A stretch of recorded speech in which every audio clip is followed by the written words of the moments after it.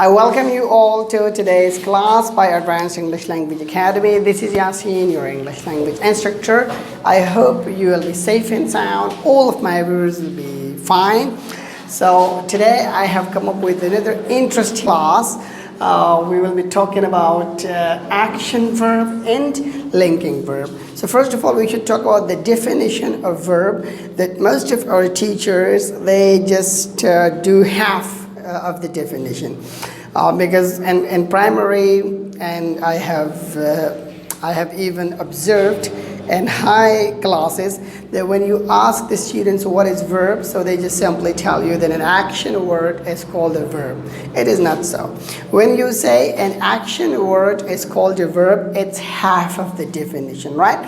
So that's this video is for the teachers also, that for example, if you are teaching English, so from primary classes, you should define verb properly.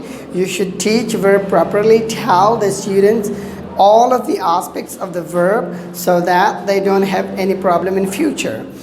Because verb does not only show us action. Verb has two aspects.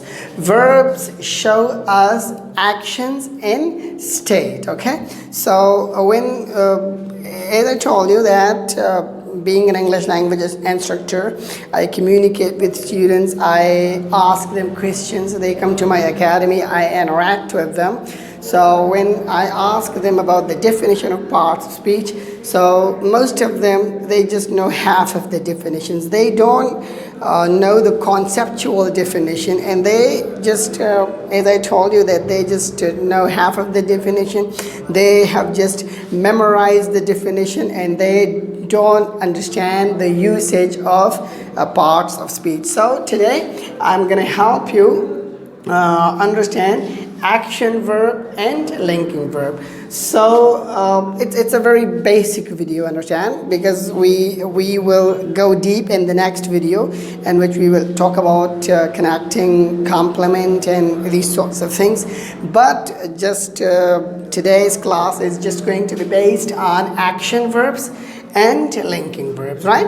So I've written the definition that action verbs express actions or activities. Okay, actions or activities. For example, when you are physically involved in something, okay, so then it is an action verb. For example, we play cricket. So when you play cricket, obviously you are physically involved in that activity. So actions or activities, just almost same thing. And for example, you say they take class. So when you take class, you have to be physically and mentally involved, okay? So play and take show us action, because as I told you that they're both actions. When you play cricket, you're physically involved, and when you take class, you have to be physically and mentally involved. So they are action verbs. Just look at this example. I am running. Now am is auxiliary or helping verb, and running is action verb because it shows us action. So action verbs express actions or activities. While when we talk about linking verbs are different. They don't show us actions. They just show state or being, etc. Right? So as I told you that verb has two aspects. Verb either shows us action or state, okay? State of being. For example, just the examples will clarify. Let me just make it simple for you when I give you examples so you will understand. Just look at this example, I am L. So now if you compare these two examples, you just look at this sentence, I am running. So am is supporting running. Okay, and when a verb is supporting another verb or a main verb, it is called auxiliary or helping verb. Because running is verb here, so am is auxiliary or helping verb. But if you look at this sentence, I am L. So in this sentence, am is not supporting any other verb. It is not supporting any other verb. If you look at the word L, so it is not a verb, it is adjective, okay? So in this sentence, am is not an auxiliary verb. It is not a helping verb. Why? Because it is not supporting any verb. So it is the main verb. Then in this sentence, the main verb is am. So when be like is, are, am, being, they function as main verbs in a sentence.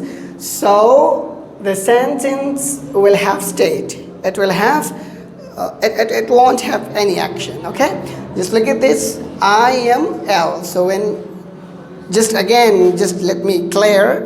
me make it simple for you.